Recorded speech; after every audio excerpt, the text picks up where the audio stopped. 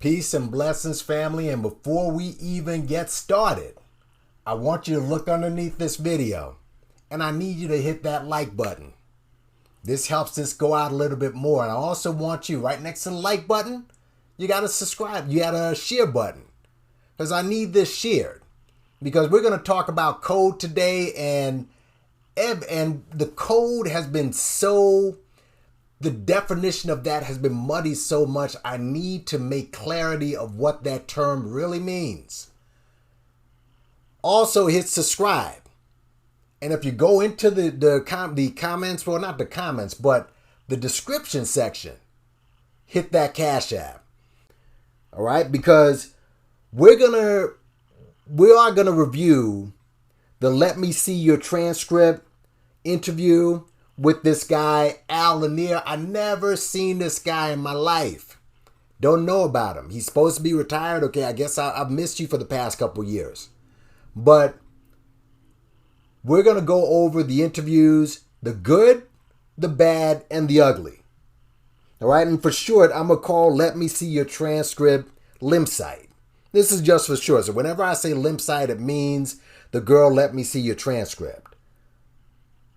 Because when I saw the thumbnail of the video, when I seen that pop up, when I saw dude, I knew right there that that was a problem. So hopefully, at the end of this interview, Limside, you're going to see the missteps that happen. You're going to see how you can do this better, because obviously you made a mistake, but if this keeps happening, then that would be an even bigger problem. So much was revealed this week. So much was revealed. I mean, obviously, look, I understand that a lot of us want to get at Umar. Umar is, con man, liar. I mean, obviously, scammer and aspiring cult leader. All right? But when dealing with Negroes who are simple-minded, as his followers are, what you don't want to do is give this guy any breathing room.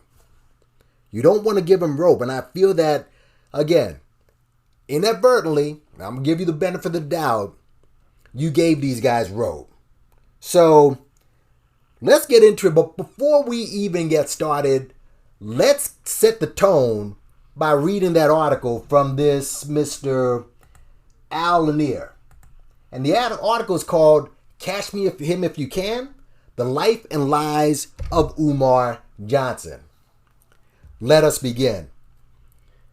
In the world of the confidence man, there are reportedly at least two types of what are popularly known as con games, or cons, which are executed against individuals with the express purpose of depriving them of their money, property, and treasure. The first is the short con, a performance intended to extract the intended amount of loot from the person or person targeted in a limited amount of time, say a few days or a few weeks. The second is the long con, and that's an operation usually more ambitious and structured, and usually seeking a larger amount of money and resources from individuals over a greater duration of time, likely months and years. If there was a master at the long con online, it must be Umar Johnson. Umar is a self-described, nationally certified, that's in quotes, African-American psychologist who has been a fixture on YouTube for at least a decade. Numerous videos of his lectures and appearances across the U.S. and in the African nations and the U.K., as well as his interviews on radio and online talk shows, can be found on numerous accounts. Though ostensibly a professional psychologist, Johnson's lectures and presentations are presented in an overwrought, hectoring, maniacal manner. Johnson seems more like an unhinged motivational speaker than a mental health professional. In fact, it is difficult to believe that Johnson is a mental health professional upon seeing his interactions with individuals online when answering questions one-on-one from African American women, apparently his primary demographic group. He refers to them as gorgeous or beautiful as a preface to listening to their questions. This is clearly not how a professional psychologist should or does act. This comes off as language more suited to a singles bar or dating website than a psychologist or an educator. Speaking of education, Johnson's main preoccupation over the years has been in raising money for a private school for young African American males, the FDMG Academy. A number of YouTube creators, such as Lanier, Anti-Afro-Spengali, Make a Change, E&J, has spent months and even years putting out often fairly well-sourced exposés of Johnson's outright disassembling and reassembling of the truth behind his efforts to first buy a school and then finally purchase a facility in Wilmington, Delaware, which is reportedly in the neighborhood near brownfields and toxic facilities. The YouTube critics of Johnson have noted that he has been asking for money and for his still unopened and non-existent school since 2009. This would make more than 10 years that Johnson has collected thousands of dollars from vulnerable and hopeful African American parents who possibly wish to send their kids. Thus, the very definition of a long con. Examining Umar Johnson dredges up truth that he likely wishes would lay unexamined or buried, such as his claim that he has 6 college degrees, including a PhD. Johnson has claimed to have a bachelor's degree from Millersville University, a master's degree from Lehigh University, and a PhD from the Philadelphia College of Orthopedic Medicine. Radio talk show host Cynthia Johnson, however, told Johnson when he was a guest on her show that her research found that there were no degrees credited to an Umar Johnson. I'll leave the link in the description box of that interview. Number 2, his inability to take care of his own children in terms of child support, even though Johnson has attacked and belittled African American parents, including single mothers, in his speeches and lectures over the years.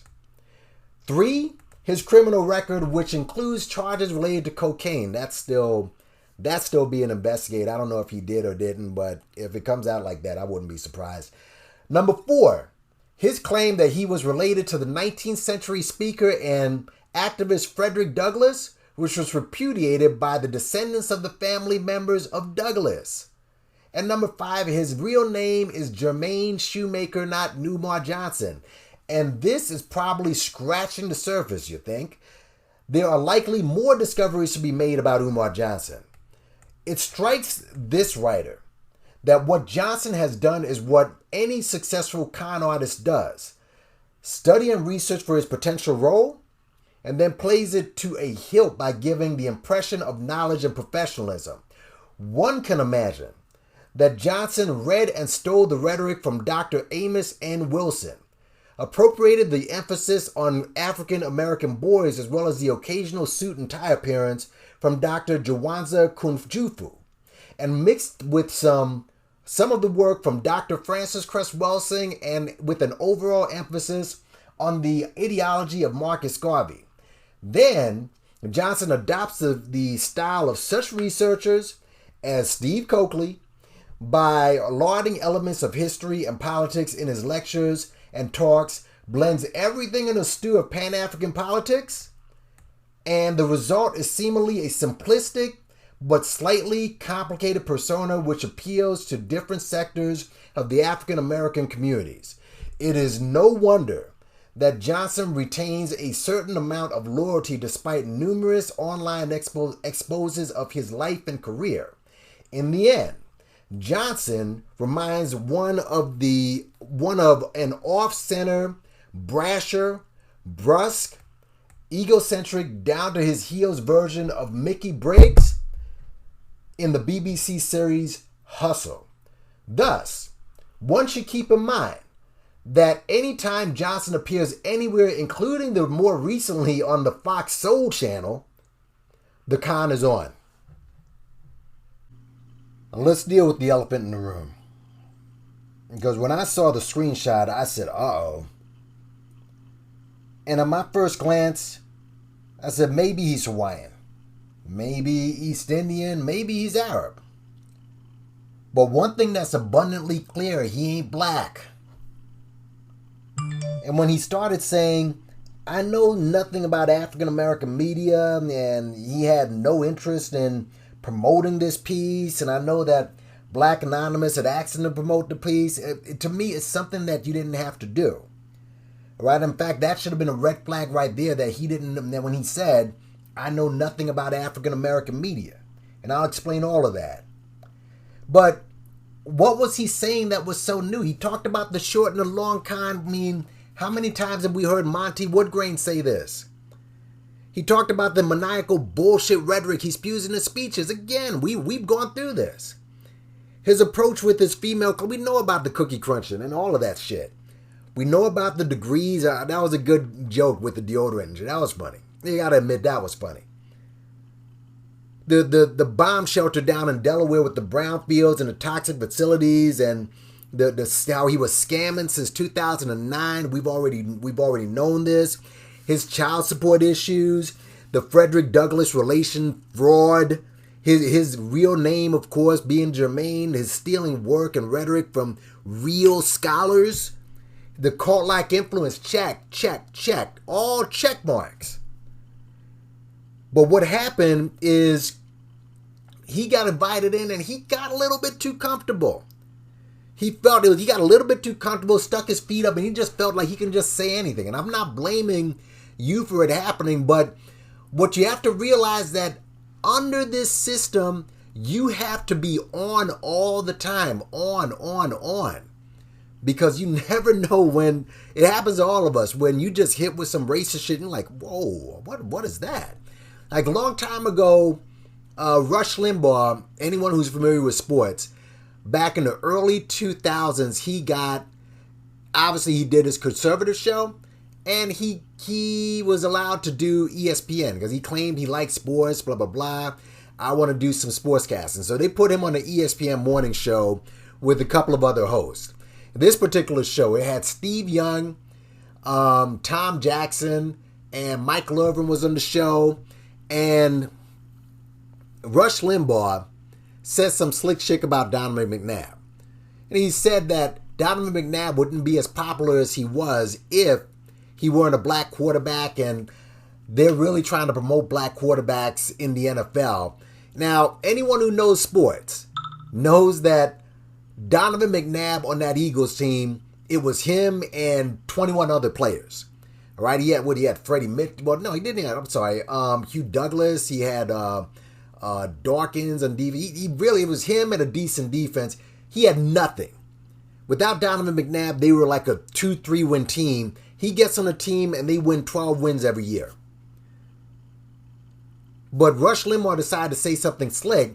And during that, when he said that, Tom Jackson, for those of you who know sports, who's usually hooked up with Chris Berman, he was trying to get a word edge and like, nah, wait a minute, what are you talking about? Donovan McNabb does this and that, and Rush him like, no, they're trying to push him because he's a black quarterback. And Michael Irvin was sitting there like mute. He couldn't even get a word in. So Steve Young had to come in and said, no, it's Donovan McNabb who makes the plays that gets the engine running. Rush Limbaugh was actually trying to argue that Kai Detmer was a better option than Donovan McNabb. If you know anything about the NFL, you know how ridiculous that is. But this is what this man was arguing. But Tom Jackson and Michael Irvin, they were so caught off guard. And the next day, Tom Jackson went in on Rush. Because after Rush said that, they let go of Rush. And Tom Jackson had to go in and he went in on it was basically racism at its finest. It was a racist trope, but Tom Jackson went in. Michael Irvin didn't really say anything. He was really the guy who should have been disparaged. They were calling Tom Jackson all types of coon. But that's it. You always have to be on because you just don't know. You don't know when it's going to happen. And the reason why this here can't happen is because no matter how much you have a problem with your own, you can't let somebody from another community, I don't care if it's this guy or, some white guy or some Arab. You can't let them come in and disparage black people. You could have invited him on, and he could have went through all the shit that Umar did without attacking and insulting people. And he insulted Yvette and Tone. And he insulted Tiffany. All right? We already know what Tiffany is. We've already said what we need to say about Tiffany. But this guy to come in our spot, I don't care who it is. I don't care if it's a black man or black woman running the show. You can't let that person do that. Because if you went on their show, a white person would have to do something absolutely, totally reckless, totally out of order for you to say something. And even with that, there's a limit. Case in point, a few years ago, Bill Maher of HBO, he had said a really racist joke. Bill Maher's a racist anyway. This, for y'all who don't know, Bill Maher is just one of the racists on the left. We know about the racists on the right. He's racist on the left, but whatever. He said he made a reckless joke saying, I'm not a field nigga, I'm a house nigga. It was all out of context. He didn't even know what he said. But the shit was so out of order and so racist, and people called him on it like the next day. Now, if we were living back in the 90s or the early 2000s, it would have taken a week for that to really catch traction. Now with Twitter, they lit this man up. And interestingly enough, this was the week that, I guess the next week, Ice Cube was supposed to come on and promote his revolutionary album, Death Certificate. If you haven't heard that album, listen to it on YouTube. It's one of the most revolutionary albums in hip-hop history. So everything was leading up to a week after. I think the show comes on Friday or Saturday. I don't know. But basically, they were waiting to see what Ice Cube had to say. Because Ice Cube had to say something. Okay, you're promoting that album and who Ice Cube, he had to say something. And Bill Maher knew that was going to come up. So Bill Maher starts off the show like, okay, so Ice Cube, what do you have to talk about? And he said it in a joking manner. And Ice Cube just went in. He did what he was supposed to do. And then he started saying, look, I knew you were going to fuck up. Then Ice Cube said, you always came off like a redneck trucker. And I guess that triggered Bill Maher. Bill Maher was like, okay, all right. That's enough. In other words, Bill Maher, there was a limit to what Ice Cube could say. Even as racist as he came off, he was like, nah, there's a limit to this. You're not going to disparage me like that. That's what I mean. They will not allow you to do that to them. And the person would have to be really over the top racist. There's a reason why, like Donald Trump, this dude is an overt racist. So they'll allow you to say anything to him, even though they promoted this man for 40, 50 years as this great, aspiring to be this great champion, to the point that all these rappers were promoting this dude. Now he flips it, runs his campaign on race. Yes, he did. And now they're trying to make him out to be the enemy, when the fact is this same media loves him. Actually, the same, like if you watch him, how CNN goes after him, what they don't know is that Trump knows the president of CNN, and the president of CNN has promoted him for years. He was the one who actually gave him the show, The Apprentice show. He's the one who paid him the $40 million or what have you dollars. So these guys are all, you think that they're all enemies and stuff. You really think Trump and Hillary are mad at each other like that? After Hillary and Bill were invited to his wedding and stuff? Come on now. He goes after Mika and, Mika and the guy on MSNBC. It's not coming to my mind right now, but wait a minute. These guys, right in 2016, they were trying to go to Mar-a-Lago to hook up with Trump. Then Trump says no, and then Trump, all of a sudden, they're enemies? These people all stick together, and they will not allow you to come on and disparage them, so you can't. As much, again, I'll explain. You don't need this guy to come after Umar and his clowns. Look, anyone who's seen a few videos on my channel knows my feelings towards Tariq Nasheed. All right, so a couple of weeks back, this Latina chick, her name is Janicia something, or Jen from the Block on her YouTube channel. This chick goes on her Instagram and says, well, black people need to stop getting triggered over race and this and that. And my question is, who are you to tell me how to respond to racism? This is a light-skinned, she's like, Tejano-looking chick. And I guess Tariq got wind of it. Tariq attacks her or speaks about it on his social media. She gets wind Tariq's talking about her, so she starts trolling him in his chat, and he lets her up. Now, this is a light-skinned chick, so Tariq was basically very congenial to this chick, because Tariq is color-struck. Tariq hates black people. Anyone who's followed him, the man is very color-struck, and he hates dark-skinned people. All right? If that was Rashida Strober, you'd have the puppets, you'd have all types of shit, all type of disparity. With this woman, it wasn't about that. All right?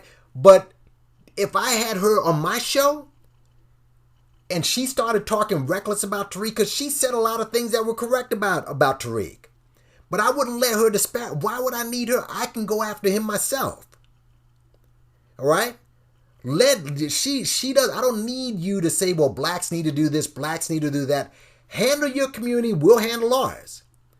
And unfortunately, when you look at how we handle these situations sometimes you feel that there's no one else to turn to because you see so many fuckboys trying to cover up shit.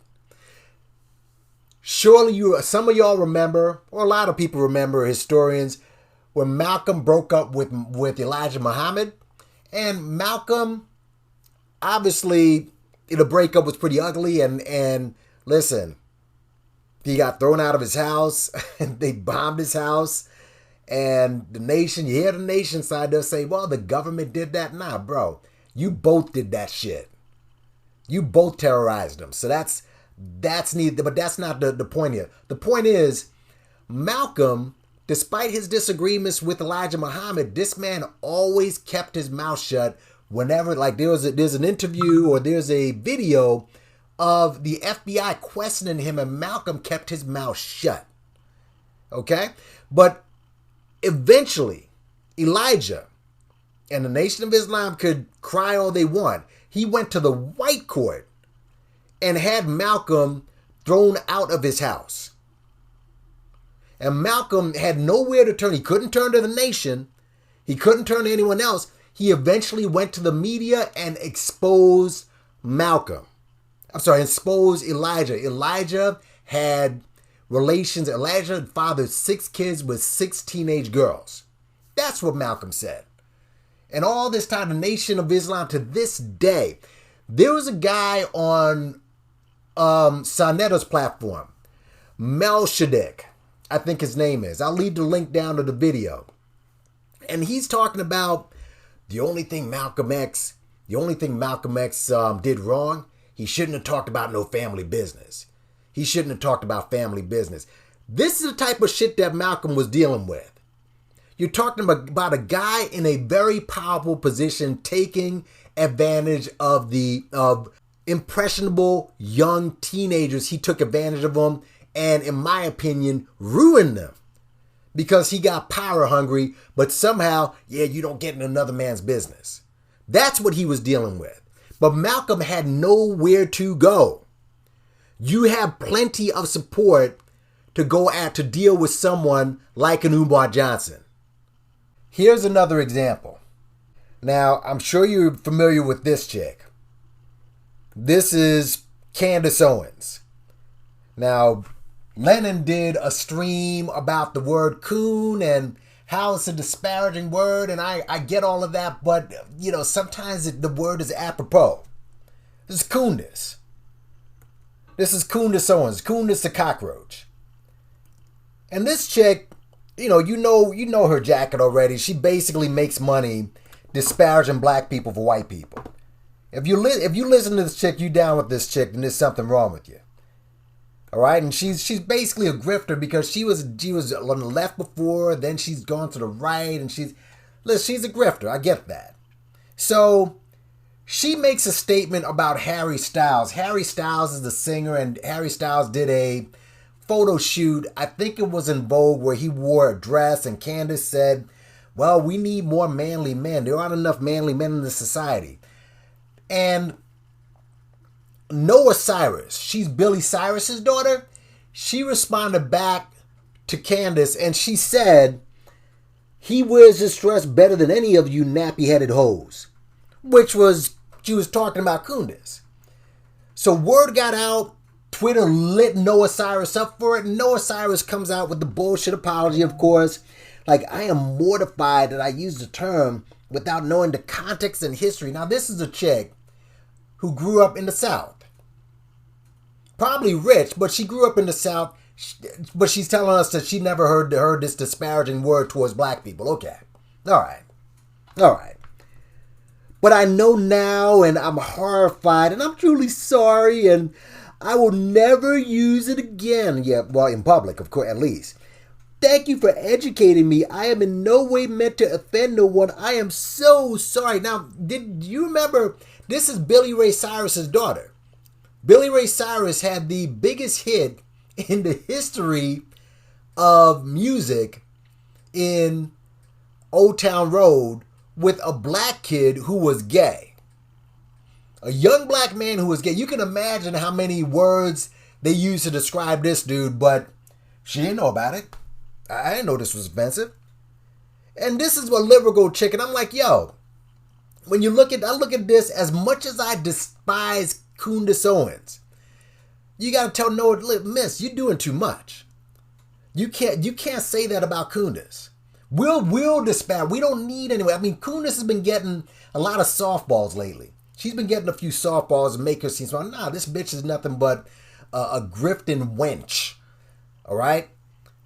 But even with this, I'm not going to hop on, and I've seen a couple of people do this, hop on this Noah Cyrus side. Nah. You can't say that about Candace. All right? We don't need you to do all that. We'll handle her ourselves.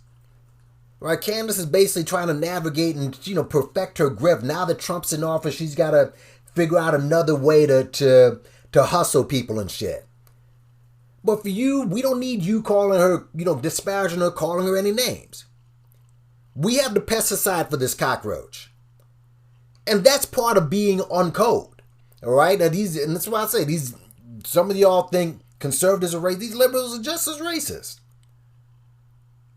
But this is an example of being on code. And let's just get into the textbook definition of what code is. Now, before we continue, just want to remind you, hit the like button, hit the share button, hit the subscribe button. It helps get it out there. And if you like, hit the Cash App as well.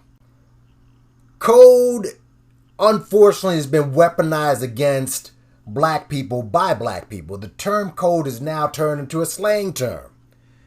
All right, so people have been using code wrong all this time. Like, what do I mean by slang term? Look, I mean, like, if you obviously slang term means is turned into something different than the dictionary term. So, for example, ether's a gas. It's an invisible gas, right? Now ether means you destroy somebody. Ether's a noun, a verb, an adjective, a pronoun, thanks to Dance's ether. So they're slang terms. They're nothing but slang terms. But it doesn't mean what the dictionary definition is. So with code, what does code mean? Well, when you look at any book, like let's take a look at this book, the Compensatory Counter-Racist Code. This is a reference book, not a storybook. A reference book is a book that you're constantly going back to refer to. What does this mean? Oh, let me go back and refer it, like a dictionary, like a thesaurus. They're reference books. But people have turned this into some plaything. Thank you, Tariq Nasheed. Because all your favorite people, they all misuse it. He does. Freaking Umar clearly does. And you're going to find out all his Goonie Goons do as well. You're going to see stark examples of the hypocrisy of these cats. But let's get into the definition of what code is, because, again, when you read the title of a book, like the autobiography of Malcolm X, what's an autobiography? Someone's telling this story. Who's telling this story? Malcolm X. Simple, right? So this says a compensatory counter-racist code. So you got to ask yourself, what does compensatory mean, first of all? Compensatory means reducing or offsetting an unpleasant or unwelcome effect of something. So you want to get away from something. You want to reduce the effect of it. What does counter mean? There's different definitions of counter, or kitchen counter, whatever. In this term, it means against, right? Like in football, a center is against, is counter to a nose tackle. A wide receiver, that's counter to a DB. A freaking right guard is counter to a defensive end. That's counter, right? So you're reducing the effect and you're in opposition against racist. What is a racist? Neely Fuller gives the definition of a racist. He has many different sayings, but here's the best definition he has. He said, the only form of functional racism that exists among the people of the known universe, meaning where we're living right now, is white supremacy. Meaning white people, white infliction on black people. White supremacy, not rainbow supremacy, not black supremacy, not Egyptian supremacy, white supremacy, the Caucasoid. And then code. Obviously, code means a set of rules. So, in Neely Fuller's own words, the definition of the book, it is a set of rules to reduce or offset or be in opposition to the racism of a white hegemonic system. So even if a black person is performing racism against you, because there are black people that are racist, and again, we're going to get into all of that. But there are black people that are racist against black people. But the reason they are that way, because they've been poisoned by the system of racism, white supremacy. This is why he refers to us as victims. That's in essence code. Now, Neely Fuller talks about the code that we use amongst ourselves. And you're going to realize that these cats, all of these cats, these thought leaders, the Tariqs, the Umars, the freaking polite, they all break that code every day. It's nothing but a name for them. It's a term for them. Code to them means, just, don't be looking at my money. Why are you watching another man like that? Why are you watching another man's pockets? Why you doing this? And why, you know what I'm saying? Just basically saying things to keep you from taking accountability. That's code today. Code is today's stop snitching. That's what code is. But this is the textbook definition of code. Get this book. Book is about $40. It's well worth. It's a reference book. These guys, the Umar doesn't even have references in his own book. Regarding this code, yeah, there's a reference book, but he also gave you Cliff Notes. And he actually gave 10 rules of code for black folk, but you're going to see how these codes get corrupted when they're put into the wrong hands. And there's 10 basic codes. 1, stop snitching. These are codes, these are the don'ts that blacks should not do with each other. Number 1, stop snitching, right? Number 2, stop name calling. Number 3, stop cursing. Number 4, stop gossiping. Number 5, stop being discourteous. Now, let me just stop there. Name one of those 5 things that those dudes who criticize you practice. Just name one. Name one. But there's more. Stop stealing. That's number 6. 7, stop robbing. 8, stop fighting. 9, stop killing. Understand something, all right? We have been economically oppressed. We've been oppressed in every way, but especially economically. A lot of these things are economic crimes. They just are. If we had most of our resources, and to be fair, even rich people have these issues. Right? We just don't have the money to cover the shit. Stop robbing, number 7. 8, stop fighting. 9, stop killing. Here's where you messed up. Number 10, stop squabbling. But the full one is stop squabbling among yourselves and asking racists, which are white supremacists, to settle your problems. All right? So basically, try to work things in-house. And everybody loves to jump to this when it's almost like, you're going through a domestic dispute and you're dealing with an abusive husband for years and years and years. You call the cops, then you're in the wrong because you don't keep it in-house. You shouldn't say, we got to handle this in-house, even though shit isn't getting handled in-house.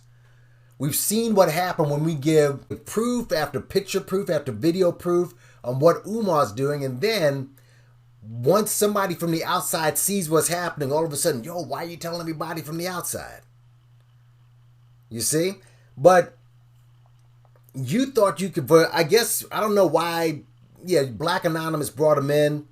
Again, I don't think that should have been done because this guy said he knows nothing about our business, so why even bother letting him in? Umar is someone we can handle by ourselves, like I've said before. But the main thing that Neely Fuller says is, let me read this. Racists are not in favor of the extermination of all non-white people, which is, of course, us. Said they're in favor of many non-white people being killed, but not all of them. They have no desire for non-white people to become extinct, and that's a fact.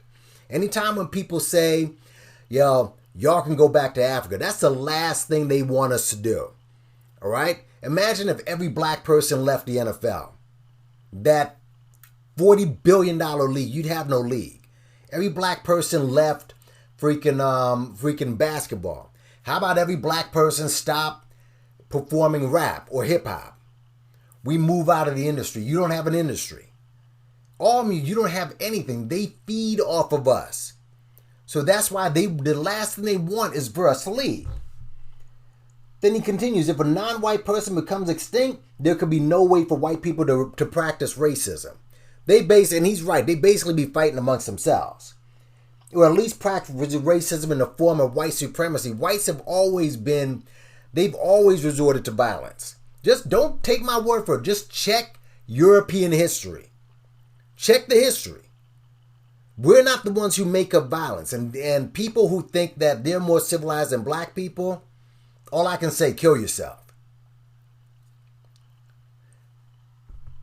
But he's also said the racists want non-white people to continue to be their subjects and victims while using non-white people as victims. The racists particularly want the non-white people to squabble amongst themselves. And they want non-white people to beg them, the racists, to settle the squabbles. Textbook divide and conquer. Let you squabble amongst yourself.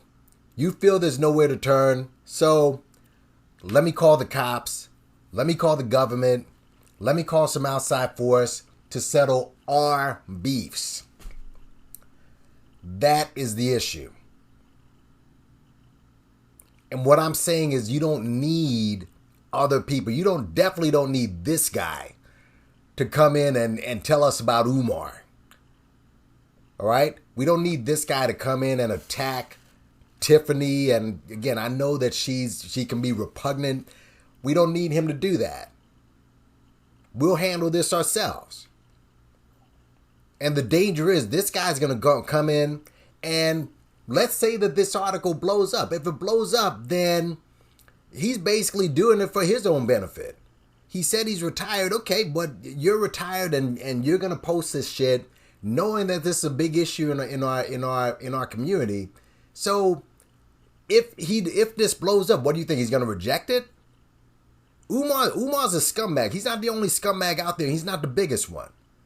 Let's be fair. Umar, look, as bad as Umar is and everything he's doing, he's not around kids. All right? He's not around kids. He doesn't have a school. We know he's not going to get that dumpster going. He's basically running a cult right now. All right? He's running a cult. It's a small, minor cult.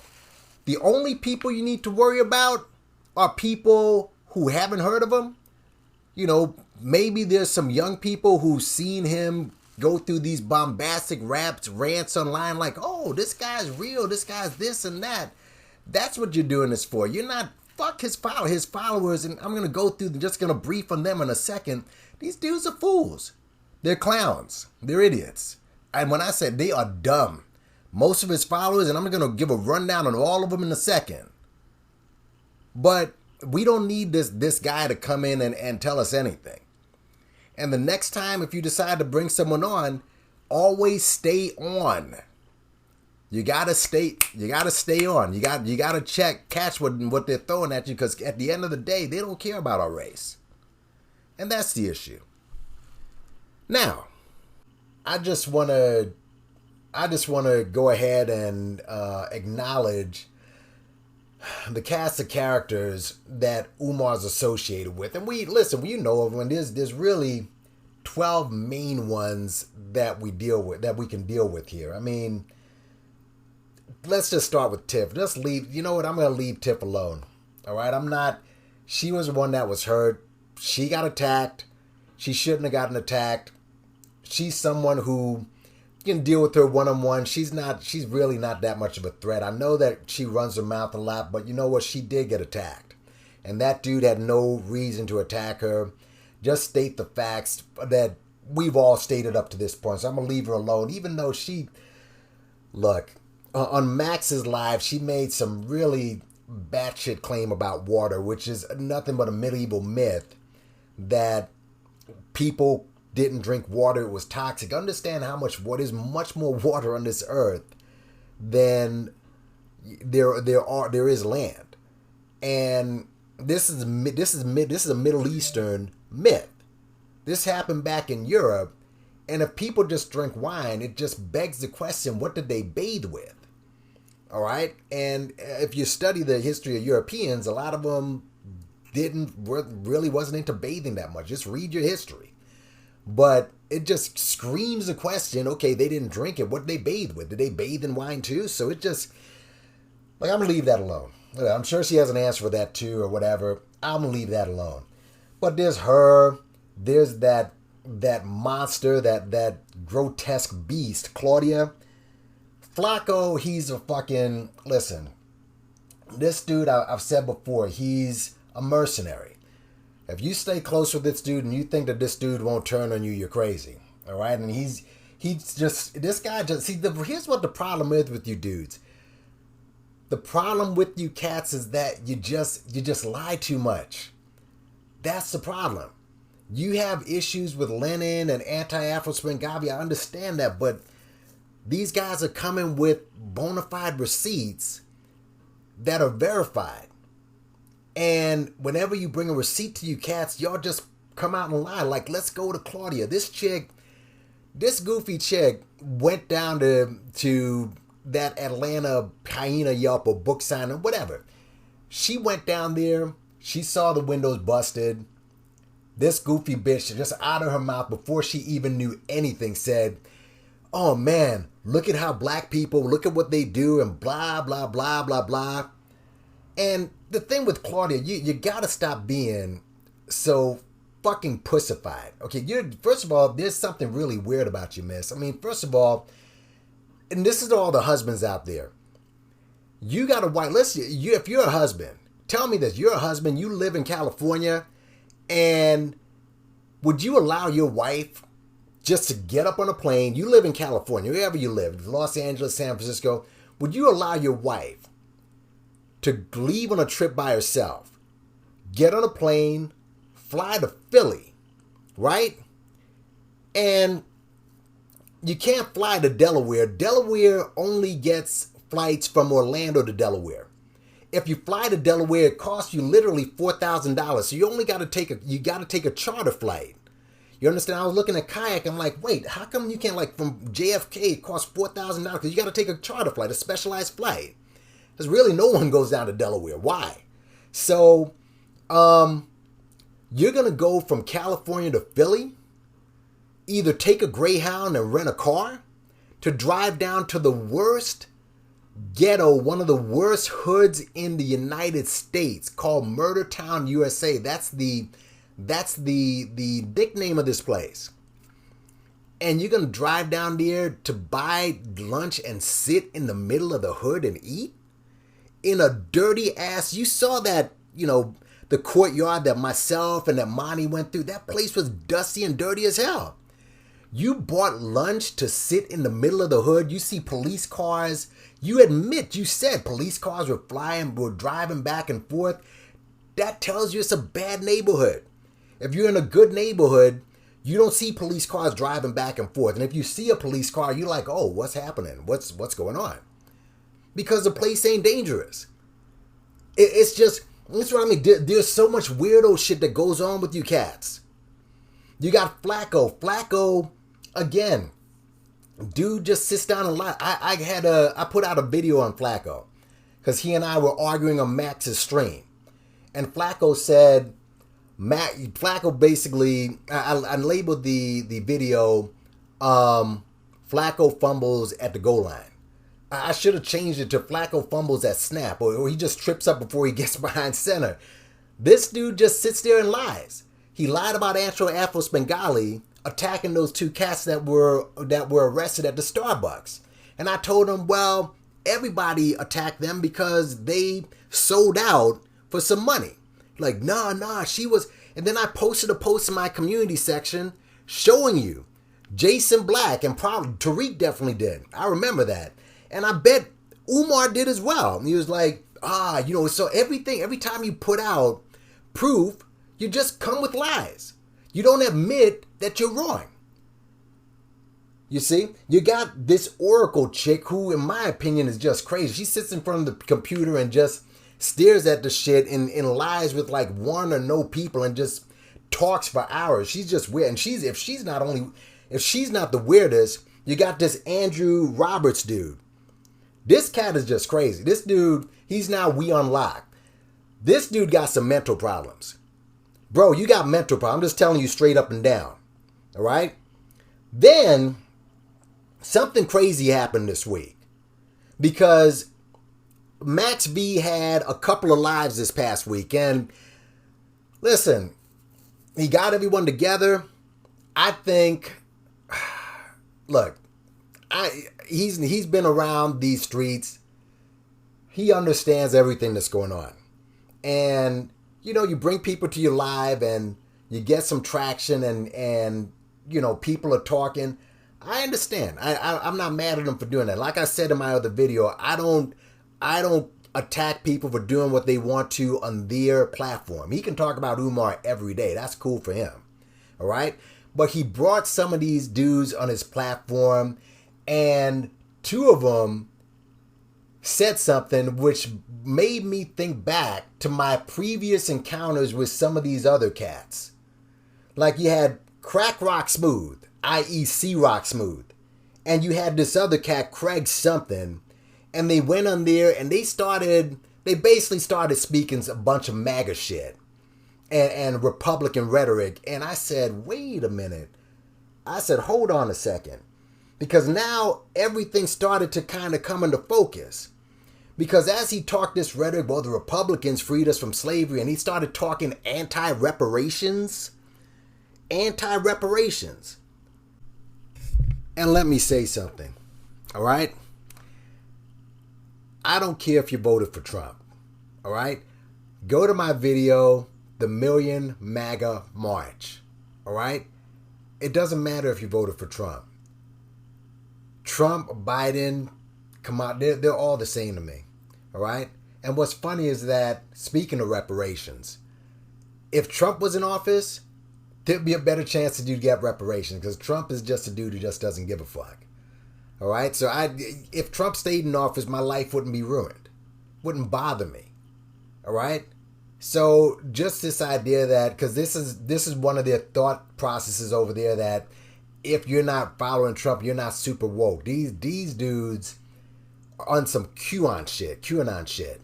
But in that Million MAGA video, now I speak about the march, listen to Khalid Muhammad, because he drops down exactly what these dudes are about. Khalid, Khalid Muhammad, the guy who Umar fashioned his style with? Listen to him. But these guys were rambling about a lot of respectability politics bullshit. All right? I work for 60 days a week. Like black people don't work, but I understand now. Now it's starting to cause I listen to people like freaking. I've listened to what these guys were saying, and I looked on this site and the whole, they like, for example, they put up a meme that said that all black people were going for vaccines, which is not true. All right, there's some black people who want it, some people who don't. But he said, black people, they'll run to go get vaccines and shit, but you don't want a black school. But yet you're anti-vaccine, but you support Trump, who was pushing hard for a vaccine. In fact, obviously COVID and the economy is what sunk Trump. Who else would want? This guy was making up vaccines and shit. But there's more.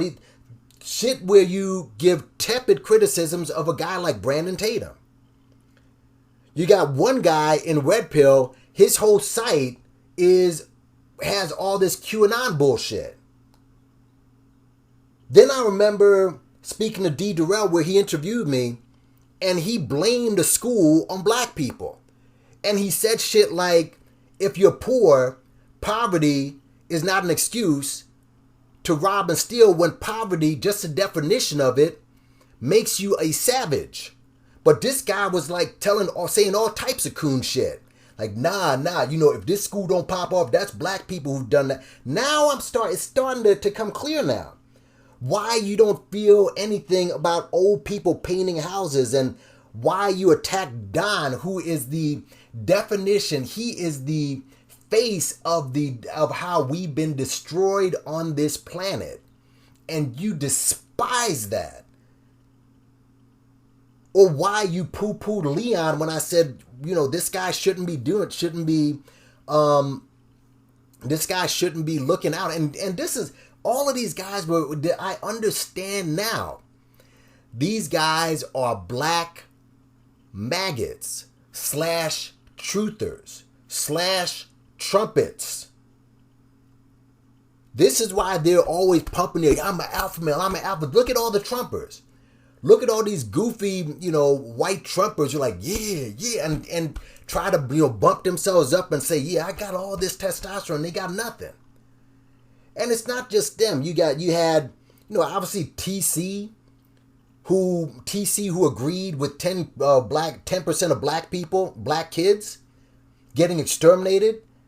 As did Durrell was down with that. And then there's this other dude, this Jamaican cat, conscious thought something.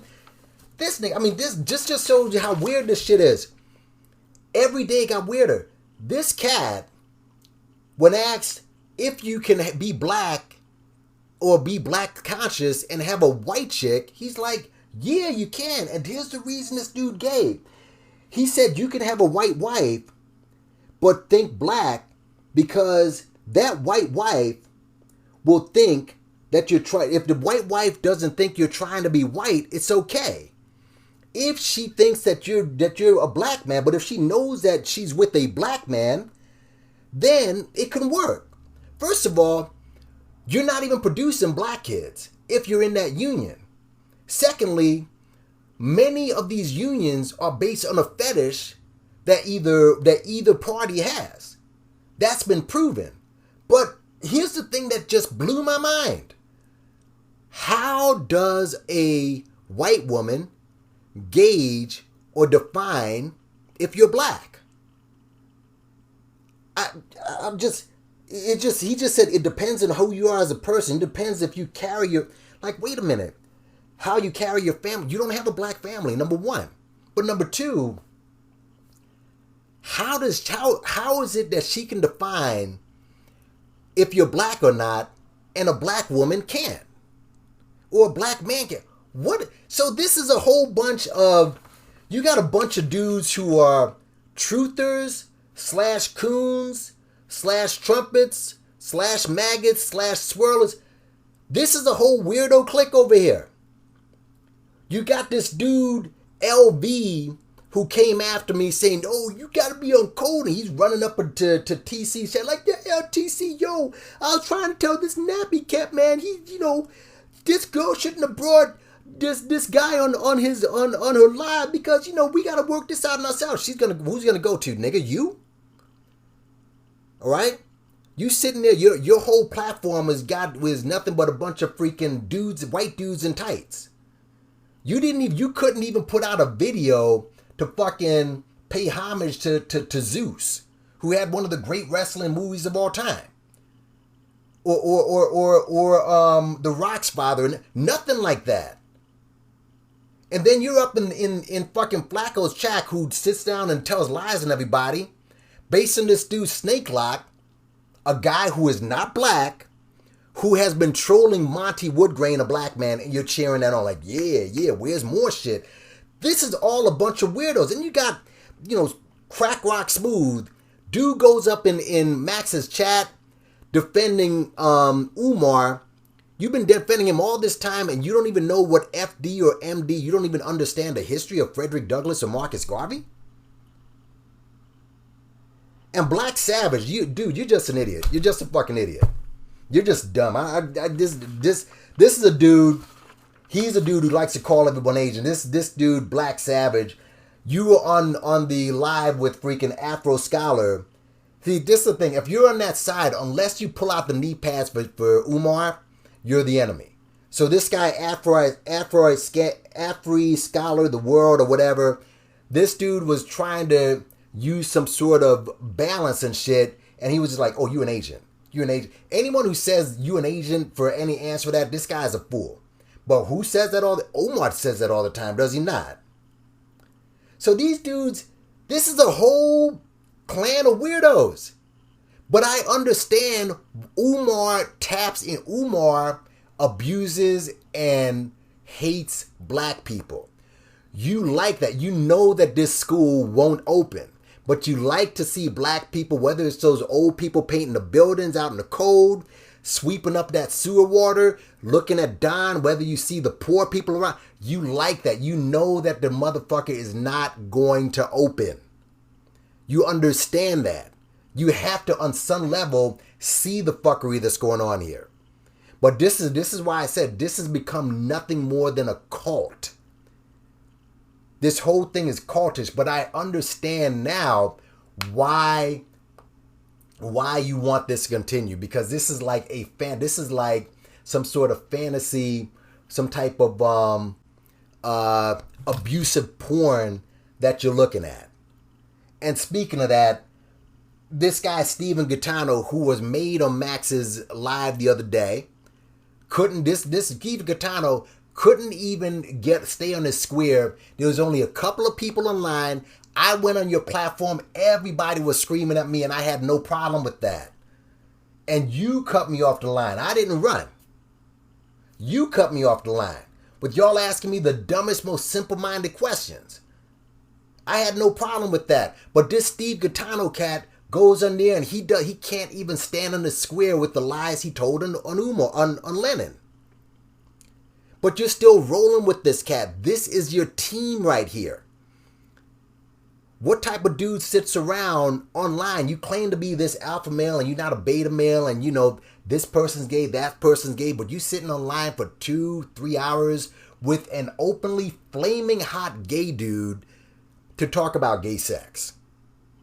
Or you attack me and Humble King with the gayest, the gayest Terry Crews gift.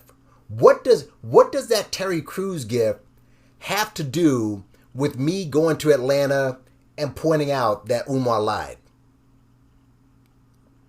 So this whole thing is just off. As for this, what happened to Max? Look, Max V, I think that he just set y'all up to expose yourself. That's what he did. I don't think he's that dumb. I think he just set you dudes up to keep talking and expose who you really are. All of them. I mean, Crack Rock, Darrell, everybody. Everybody. And let me say this. The Speakeasy. Look, I don't have any problem with you, bro. All right? And look, I appreciate, the comments inside the after on my videos and shit. Everything. And to be honest, if I see any of these dudes, there ain't gonna be nothing. Ain't gonna be no fisticuffs or nothing. This is the internet. But this shit, you're just absolute batshit weirdo niggas. That's all. A bunch of maggots. That's all. I understand what your motivation is now. But I was listening to Monty's live when he was going after some of his enemies, and the speakeasy came on, and I get it. You hate Lenin. You do not like Lenin. I guess you don't like Lenin. You don't like anti-Afro-Spengali. All right? I mean, you hate Lenin more than, I don't know how you feel about Umar, but you hate Lenin more than you hate Umar. It's just like me. I can't stand, if it was between Umar and Tariq, I'll find a reason to side with Umar. As much fuckery as Umar does, I'd find a reason to get on his side. Because Tariq, in my opinion, may be worse. So I understand, you don't like Lenin. And when I looked into that chat, and basically, someone asked an interesting question. They said if Umar dies, or if Umar goes tomorrow, Lenin would have to file for bankruptcy. Okay, I mean, it's all right, whatever. A joke with people saying that, look, Lenin, all he's got is Umar, which isn't true. If you look through his timeline, he really doesn't have all Umar. He has over 1,200 videos, but he's been on Umar's neck. All right, and if you want to make the case that, because see, Lenin protects himself, in my opinion, in that he told you after the 10th video that he was going to stop with the Umar videos. So, listen, maybe, because he is human, the YouTube checks are real, the Cash App's real and everything, maybe, I mean, if the Umar keeps bringing in money, why should he stop? You mad that he's chasing a dude, but Umar's using another person's name to make money, so why can't he make money off of Umar? That's why I don't have a problem with it. But see, when the guy said, what if Umar passes, what would Lenin do? I don't know. But let me ask you a question. Or let me ask everybody else who wants to throw that shit out there. Tomorrow's not promised to everybody. What if Lenin dies? What if Lenin goes away? What if anti-Afro-Spengali, during one of the times she puts up a video, and she chokes out on the video and she dies? My question is, what would Umar's excuse be? See, you can go after Lenin and you can go after Afro. You can't tell me that this weirdo shit, these guys are on the level here. You can't tell me that Umar's on the level. It's obvious Umar's a fraud. There's no way. See, blaming Lenin and blaming anti-Afro-Spengali and blaming the anti-fraud warriors, Umar blamed this. He blamed the white lawyer. He blamed GoFundMe. He blamed PayPal. He blamed Vlad. He blamed Dr. Mayat. He blamed SETI. He blamed Sonetta. He blamed Polite. He blames the stripper. He blames his baby mama. He blamed his father. He blames the court. I mean, who is he going to blame once those two people leave? That's what I want to know. Because, see, there is not a pattern with Lenin. Lenin started this back in November 2018. I've said this 100 times. 100 times. And y'all are trying to make him out to be the bad guy. And listen, but when you jump into the dirt to go after a least like Umar, you're going to get dirty. People are going to start coming after you. It's just what it is. But Lenin's a big boy. I think he can handle it. And as far as him being obsessive, well, what is obsessive? What do you mean? I mean, this goes back to the whole code thing, where people just switch things up to find a way to slither out taking any responsibility. How was he obsessive? I mean, was Elliot Ness obsessive with Al Capone? All right. Was the sheriff obsessive with freaking with Billy the Kid? What's obsessive?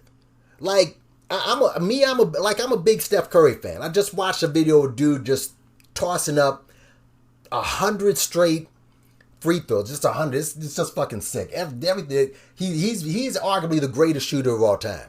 Not the greatest clutch. He's the greatest shooter. I'm not, we're not going to argue that. But to me, he's definitely the greatest shooter of all time. Arguably. His range is sick. So if I saw Steph Curry, I'm not going to run up to him and tackle him. I don't have him all over my phone. I follow him on Instagram. I'm not DMing him every 30 minutes, every 30 seconds. I admire what he does. I admire how well he does his craft. But I'm not obsessed. I'm not camping out in front of his house or in his neighborhood, watching him leave practice, watching him go home and shit. Lennon ain't doing that. Umar just says shit, he collects it, and he talks about it.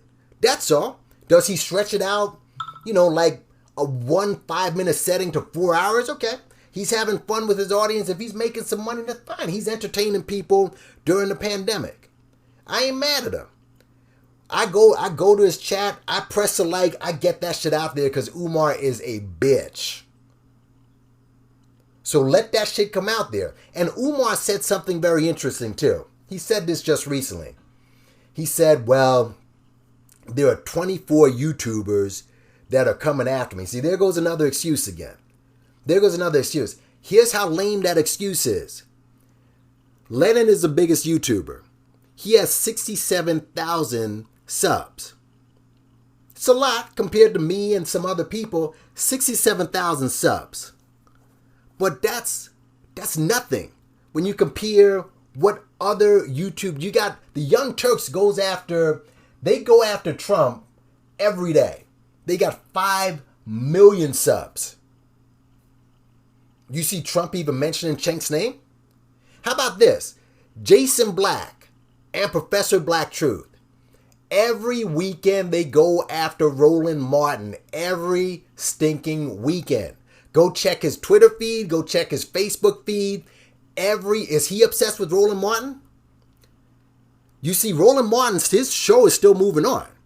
He's got, last time I checked, I think he had to have maybe 80,000, maybe more. I got to double check, but he has a lot of subs.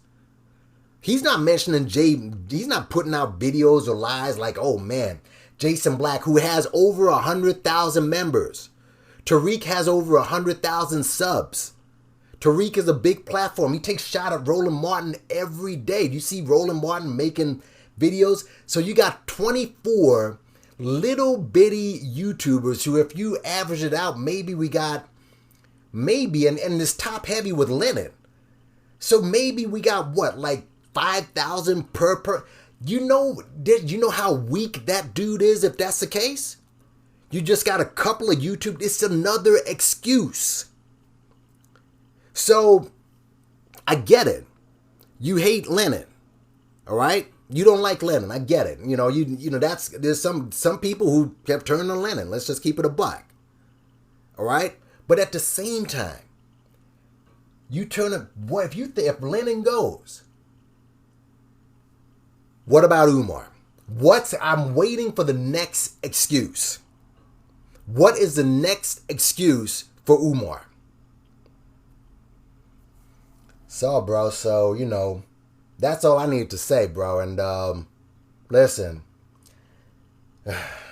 to Limb site, yo, just take heed, buy the book. Again, you don't need anybody new to come in to deal with. Just keep making videos in Umar, because I'm gonna keep with everything I do. I'm gonna keep making videos on him, and I personally hope he sticks around. I don't hope he goes there. He makes good content. He just puts out some new shit every day. Now, the last video I saw, a dude would look like Moses saying some weirdo spiritual shit. This dude is comedy. I can't listen. He's content. Fuck that. I hope nothing happens to Umar. And also to Don M, bro, stop threatening Umar. All right, Umar used you. You were a mark. All right, you got played. Okay, good chance you're not going to get the money, bro. You got your ID. Go out and get another job. Do not do any harm to Umar, bro. The worst thing is to make this guy a martyr. The worst thing. Don't do it. Don't get hurt in this. Obviously, you see what these people are about. You see what they're maggots. Again, these guys are black, truther, maggot, fucking coon-ass niggas who see you like the white man sees you. That's what they are. So just cut your loss. You got your ID. Go somewhere that's legit. Clean yourself up. Ask, MAGA T to put together a YouTube page for you. You can make a little money off of this, bro. And basically that's it, homie. So that's all I got to say. Peace out, y'all. Until the next time. Like, share, subscribe, Cash App. And big up on yourself.